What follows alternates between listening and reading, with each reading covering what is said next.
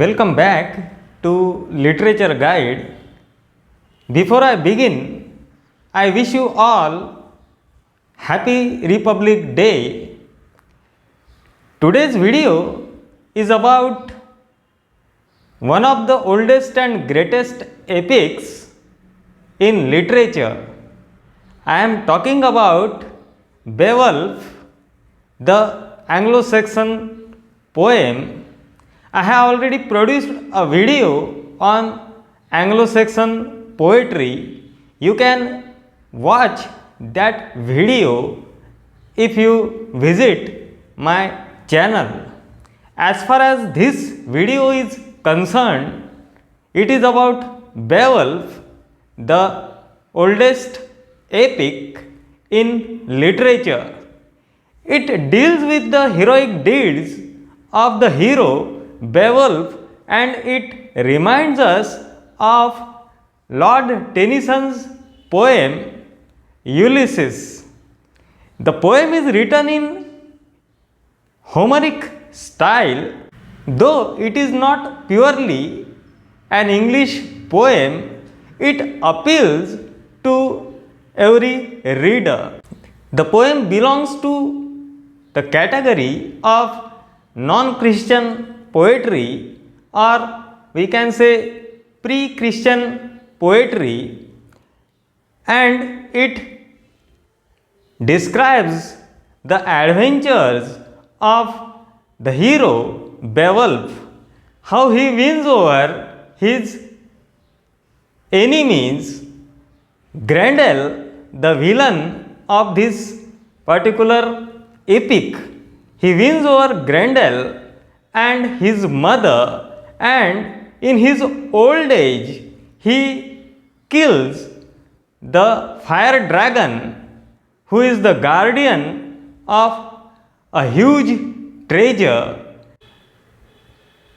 He hands over the kingdom to his noble friend Wiglaf at the end of the epic. Many times a question is put in the competitive exams on this greatest epic in literature, and students often find the questions difficult because they do not read epic. I have already mentioned this particular epic in my last video, which was on Anglo-Saxon poetry. You can watch that video, and this video is completely based on the epic Beowulf. I don't want to waste your time. Let's dive into the video and try to find out the answers of your questions which you have got in your mind. Let's dive into the video and enjoy the video.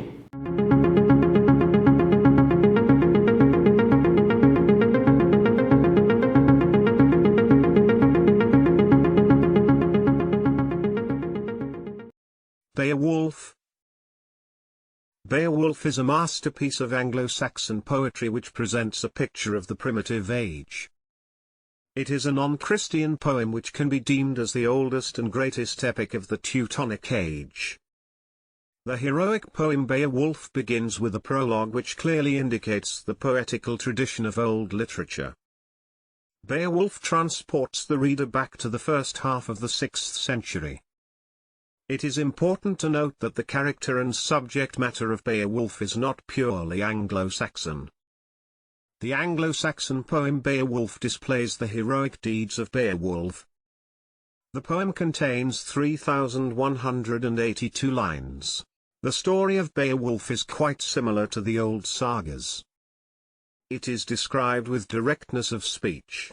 The poem presents the goodness and nobility of Beowulf and his unselfish devotion to his people. The action of Beowulf takes place in the Danish territory of Hrothgar, king of the Danes. Hrothgar dwelt in his splendid hall called Heorot near the sea. He and his warriors would gather at night to listen to the songs of gleemen at the hall. On one night, Grendel, the monster, attacked the hall, killing 30 warriors of Hrothgar.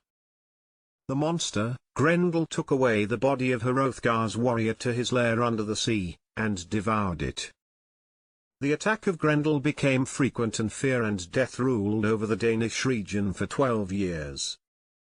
At first, the soldiers fought with the monster with courage.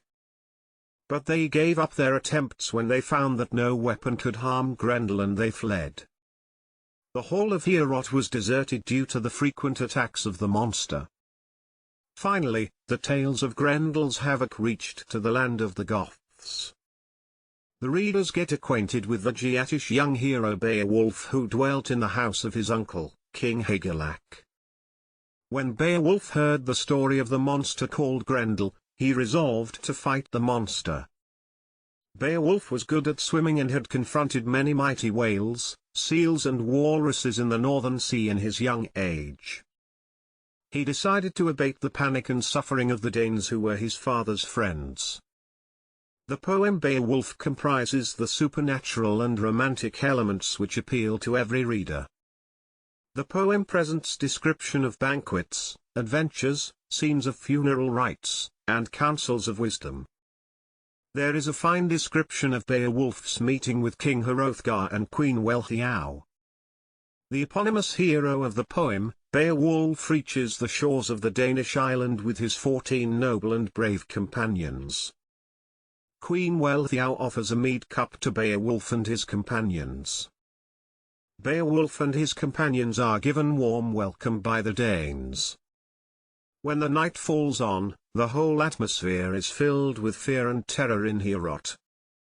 King Hrothgar instructs Beowulf and his companions about the danger of sleeping in the hall. At midnight, Grendel comes out of his lair, and attacks the splendid hall of Heorot where Beowulf and his companions are resting.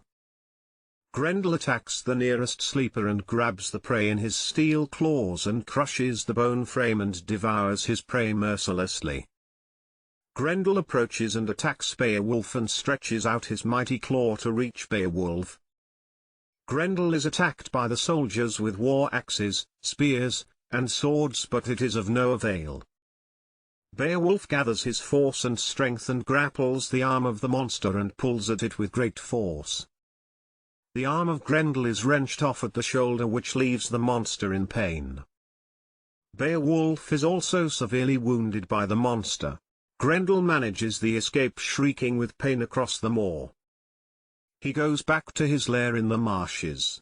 Beowulf presents Grendel's broken arm to King Hrothgar, which is hung across the wall of Heorot as a trophy. The Danish people celebrate the conquest of Beowulf by singing, storytelling and merrymaking. King Hrothgar and Queen Wiglaf arrange a grand feast in honor of Beowulf and his companions in Heorot. After a terrible attack of the monster, the Danes sleep peacefully in the splendid hall of Heorot. But another monster, this time Grendel's mother, roars at the gates of Heorot to avenge her son, Grendel. She is in furious mood and she wants to destroy everything whatever comes in her way. She is called Brimwilf, Merewif, and Grundeirgen, which means sea wolf, sea woman, and bottom monster respectively. Grendel's mother also belongs to the Jotun category, which means of giant race. She attacks Hrothgar's palace with great force. She grabs Aeschere, one of Hrothgar's friends, advisors and trustworthy companions, in her giant claws. And Grendel's mother rushes to the gates of Heorot, crosses over the fence of the city, and goes away to her lair, which at the bottom of the sea waters. Beowulf gets ready wearing his steel armor and sword, and Unfair offers him the finest magical sword to kill the monster. When Beowulf pursues the monster along with his companions and come to the shore, they find the head of Aeschere on the shore and the stained body of water with red color. Aeschere has sacrificed his life for his people and the noble king. Beowulf plunges into the sea waters to meet his enemy in her own land. Beowulf follows the path of Grendel's mother while his companions wait for him on the shore. Under the sea waters, Beowulf is attacked by many monsters and Grendel's mother fiercely. She drags Beowulf deep down into a cave and the other sea monsters rush at him in fury. They try to tear off his steel armor with their sharp teeth. No weapon could harm Grendel's mother, not even Unferth's finest sword which he offered to Beowulf before diving into the sea. As Beowulf fails to slay the monster with Unferth's sword, he seizes Grendel's mother by the shoulder and throws her to the ground. She fiercely attacks Beowulf and with her sharp and venomous teeth and claws tries to tear off the corset. All her efforts to damage the armor go in vain due to the strong steel rings of the corset. Grendel's mother hurls Beowulf down on the floor and attacks him with a sword and plunges it at him, but again she fails to tear off the metal coat. It is by accident that Beowulf gets a magic sword which was made by the giants long ago. He grabs the mighty and heavy sword and swings and thrusts it at Grendel's mother. The monster gets a fatal blow and she dies. After the demise of Grendel's mother, Beowulf sees maimed Grendel lying on the floor of the lair. He swings his sword and brings it down with great force, which cuts off Grendel's head. Owing to the venomous blood of the monsters, the steel of the magical sword starts melting to the hilt. Beowulf wins over his enemies due to courage and valor. After killing Grendel and his mother, Beowulf comes back to the surface holding Grendel's head and a hilt of the magical sword. Beowulf returns to Heorot and enters the royal hall holding Grendel's head on the edge of his spear. He presents the hilt of the sword to Hrothgar and returns Unferth's sword without telling him that it failed him. King Hrothgar arranges grand feast in Heorot in honor of Beowulf. After defeating Grendel and his mother, Beowulf sets out his journey to his homeland. At Hygelaic's court, Beowulf is honored and is held in high esteem. He is given due respect and position. After Hygelaic's reign, Beowulf becomes the king of Geats. He ruled the region for 50 years, and he is now an old man. He is respected and loved by his subjects. Beowulf has faced every challenge with great courage, but still he has to fight his last battle. A fire dragon, a guardian of precious treasure, is hidden among the mountains. One of the Goths happens to discover the precious treasure while its guardian dragon sleeps heavily. The wanderer steals a golden goblet from the treasure and offers it to the old king, Beowulf, as a gift. When the dragon wakes up, he discovers the act of theft of a golden goblet. The dragon gets angry, belching forth flames of fire from its nostrils. It destroys the villages and devastates the land, leaving signs of terror and destruction behind him. Once again Beowulf resolves to rid his people of the dragon's fury. Beowulf comes to the cave. He is accompanied with his noble and intimate friend Wiglaf. Beowulf knows that death is waiting for him inside the cave. A flash of old memories runs through his mind. He gathers his strength and enters the cave of the dragon with Wiglaf. He attacks the dragon with his sword, but it does not harm the dragon. Beowulf has to rely on the strength of his arms once again. He attacks the dragon rushed at Beowulf, belching fire from its mouth and nostrils, and piercing its teeth through Beowulf's neck. Wiglaf attacks the dragon with a sword. Beowulf thrusts his war knife into the dragon, giving it a fatal blow. Beowulf is covered in fire and smoke. The fire has done a great damage to the old king. It reaches the lungs of the king. Beowulf knows that death is at hand. Beowulf sends Wiglaf into the dragon's cave, which is filled with precious treasure. Wiglaf cares little for the treasure, for his friend and king is dying. Wiglaf hurls some ornaments of gold at the feet of Beowulf. Beowulf expresses his gratitude to God and thanks him that he has saved his people from the wrath of the dragon. Before he breathes his last, Beowulf tells Wiglaf how his body shall be cremated on the headland. Beowulf gives Wiglaf a king's collar of gold. The other warriors come out of hiding and gather around Beowulf. Wiglaf sent a messenger to his people when Beowulf was on the verge of death. The people came at the sight, and they found their amiable and noble king lying on the floor and the huge body of the dragon lying by his side. The dead body of Beowulf was burned with pagan rites. The people took the treasure out of the dragon's cave and buried it in the hillock they erected over Beowulf's ashes.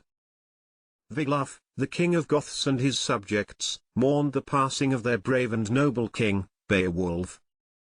It is said that Beowulf is in its origin a Scandinavian saga. Though the setting of the poem is Scandinavian, it has no Scandinavian words and phrases. John Earle states that the story of Beowulf was actually a fragment of the folklore. The story of Beowulf was made into a new edition in Merovingian Gaul. They made some changes into the original story. Later on, the story of Beowulf was translated into Latin by some Frankish scholars and it was developed into the epic. But these are merely speculations, and the matter is still open for a debate. The Anglo-Saxon poem Beowulf has been considered as the oldest and greatest epic in literature. It presents the picture of social life of primitive people. In the poem, there are many scenes of merrymaking, adventure, and singing of gleemen after day's work which clearly indicate its primitive nature. The men are brave and loyal and life is a somber business for them. In Beowulf, there is a fine description of the beauty of court life. Life in ancient times was full of challenges and hardships. The poem presents the bleak and gloomy background. Nature is always in her fiercest mood. The reader can find grandeur and a fine stoical resignation of the hero.